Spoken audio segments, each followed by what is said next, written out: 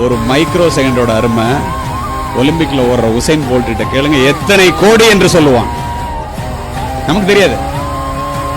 உங்களுக்கு தெரியுமா? Usain Bolt ஒலிம்பிக்ல ஓடுன மொத்த நேரம் 155 வினாடிகள். 155 வினாடிகள் மொத்த நேரம் ஒலிம்பிக்ல ஓடுனது. அவன் சம்பாதித்த பணம் $199 பில்லியன்.